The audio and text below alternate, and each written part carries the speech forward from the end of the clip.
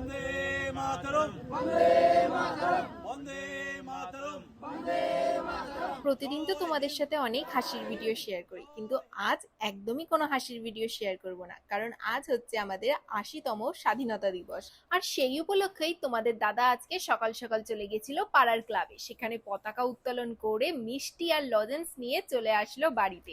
আর ও বাড়ি আসার পর আমরাও কিন্তু চলে গেছিলাম ছাদে পতাকা তুলতে। তোমাদের দাদা আজকে বাজার থেকে আসার সময় বড় সাইজের একটা পতাকা নিয়ে এসেছে, দেখে তো আমি খুব খুশি হয়ে গেছি। তারপর সেটাকে লাঠি তার উপরে বাঁশ দুটো বেঁধে অনেকটা লম্বা করেছে, যাতে অনেকটা বড় হয় পতাকাটা আর হাওয়ায় ওড়ে। পতাকাটা লাগানোর আগে নিজেরাই আগে একটু ভালো করে হাওয়ায় উড়িয়ে নিচ্ছিলাম। মানে কি বলতো, পরীক্ষার আগে টেস্টিং পর্ব চলছে, একটুখানি টেস্ট করে নিলাম যে হাওয়ায় কিরকম উড়বে, কোন দিক থেকে হাওয়া দিলে কিরকম ভাবে পতাকাটা উড়বে।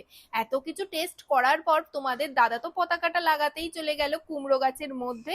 আর এখানে তো কিছুতেই বাসটাকে দাঁড় করানো যাচ্ছিল না, তারপরে আবার এই জায়গাটা চেঞ্জ করে একদম ছাদের কোণার দিকে লাগানো হলো। কিন্তু এই বেল গাছটাই অনেকটা আমাদের ক্ষতি করে দিল, কারণ হাওয়াতে কিন্তু উড়ছিলই না। আমরা শুধু অপেক্ষা করেছিলাম কখন হাওয়া দেবে আর পতাকাটা উড়বে। যাই হোক, আজকের দিনটা তো আমরা এইভাবেই পালন করলাম। তোমরা কে কে কিভাবে স্বাধীনতা দিবস পালন করলে অবশ্যই জানিও।